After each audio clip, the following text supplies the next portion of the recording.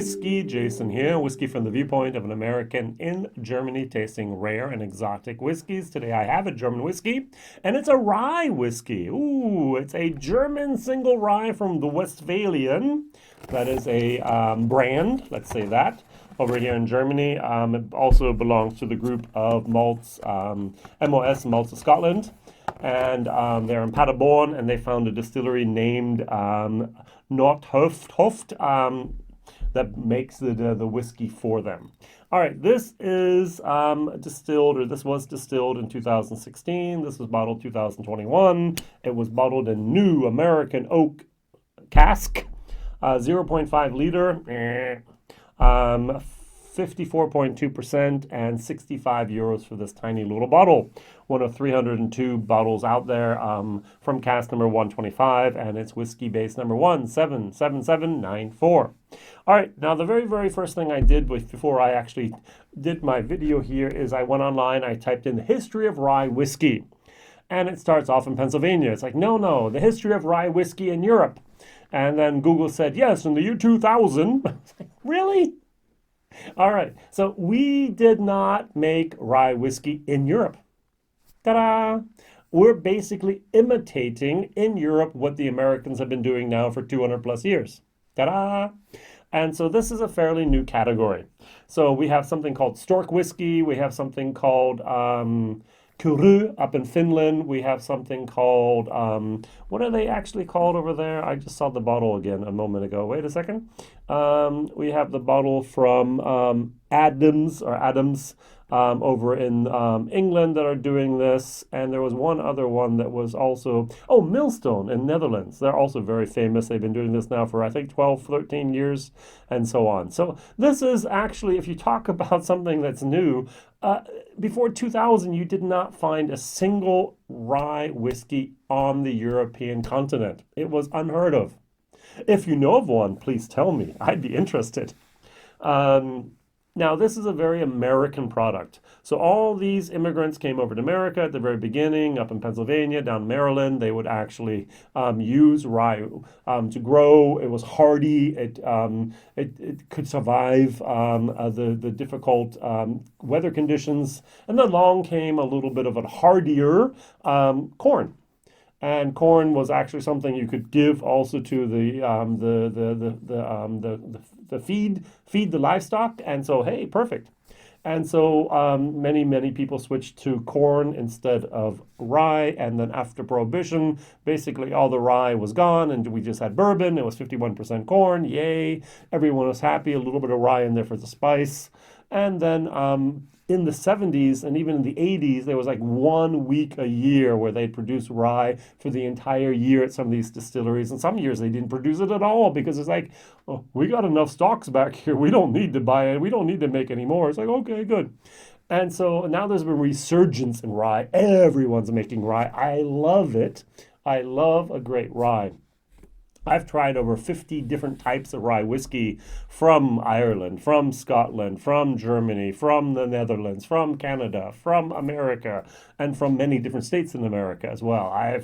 I like rye whiskey. And so now I have a German rye in front of me, and it's a single cask. Very good. No color added, no artificial color, no sugar added, no chill filtration. This is just like it was in the cask, and they let it sit there for the 4+ years. Now, I have a little bit of problem with the price. I think 65 euros for a 0.5 liter is way too much, but let's see if it might actually be worth the money on the nose. I actually had a Millstone. I had 2 bottles of that. They put it in the cask at, I think 48%. And they pulled it out 4 years later at 46%. It was a beautiful, beautiful rye whiskey with that notes of that virgin oak vanilla. Beautiful, beautiful, little bit of coconut in there as well. And that's what I'm getting here. This is a great, great whiskey. On the nose. On the palate.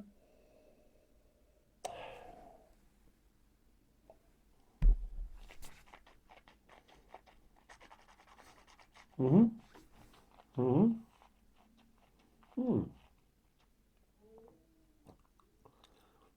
Okay. It's got, I call it the turbo gap. It's like, oh, nice. And then there's a little gap, it's a little chalky, a little something missing there. And then it goes back up to nice. The vanilla oak kicks in again. Now, this would have been a totally different beast had it been put in French oak or Spanish oak or Hungarian oak or anything like that. Masterson's, can I grab the bottle real quick? Not that easy to get. They did a series of different oaks with their ryes. Beautiful, beautiful stuff. The Hungarian oak was so good. And this has a sweetness. This has a beauty to it. I could compare it to, let's go for the Lot 40, one of my favorite rye whiskeys out there. 100% unmalted rye with virgin oak. I don't know if this was malted or unmalted. I do assume that it was taste unmalted, but I'm not sure. Now, a malted rye might taste a little bit more like a coffee, a little bit of a roasted moment.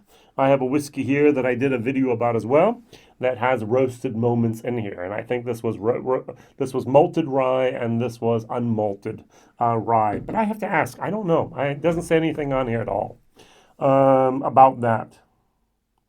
So just American New Oak Barrel, yay, single rye. Good. I'm going to have to contact them and ask about that question. All right, pour a little bit of Lot 40. And now Lot 40 in comparison with its 43% is a little bit watery. Yeah, you take here the 54.2%. What I'm going to do is I'm going to dilute this down. I'm going to try to get the 43% and see if I can do a comparison of the two. Oh, look at that. This is actually darker than this if I dilute it down. I don't know. Maybe I diluted it a little bit too much. Still nice. Mm. Mm.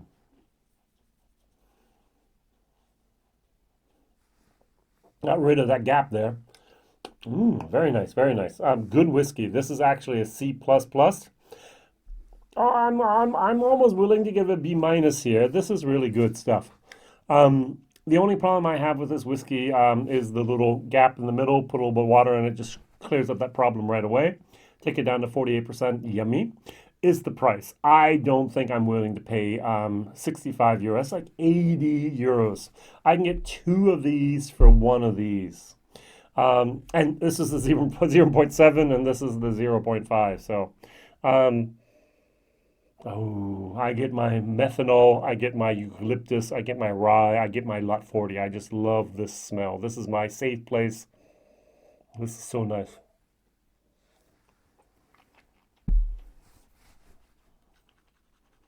Mm-hmm. Mm. Good stuff.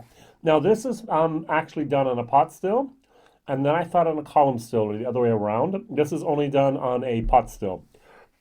Not a big pot still. I think it's like 1,000 liters. But still, this is well done. If you get your hands on it, try it. Hey, there's one of 302 bottles out there in the whole world. I like little distilleries that try their hand at rye. I like German distilleries that try rye. They're doing some good things. Rye is I'm going to say, a forgiving grain after you have it, after you have it distilled. It's a pain in the butt to distill. It foams, it clogs, it cakes up on you. But after you've distilled it and got it in the barrel, after 2 or 3 years, you can have a fairly good product. After 5 to 6 years, you have a great product usually. And if you use virgin oak, in my opinion, you're going to have beauty. All right, so my question of the day is, oh, I forgot, D minus for value for money. So B minus minus, C plus plus for taste. I actually like this a lot. D minus for value for money, maybe just a D. Don't need to buy it. I won't buy it again. I'll go buy 2 bottles of this any day of the week instead of 1 bottle of that. All right, so question of the day is, what is your favorite rye whiskey out there? Simple question. Is it a Lot 40? Is it a Jack Daniels? Is it a old Overhold? Is it a, I have to look here, Dad's Hat, or a Michter's, or a Woodford Reserve, or a Knob Creek? There's so many good whiskeys out there that are made from rye products. Even Jim Beam. their supermarket rye is actually not bad, especially if you look at the money for value for money there.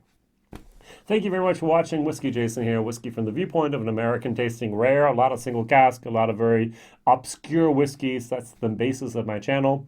If other people have done the video, I probably won't, unless it's something I still want to talk about. And I hope every single time you watch this channel, you might learn a tiny little bit, something new. All the best. See you soon. Whiskey Jason here. Bye-bye.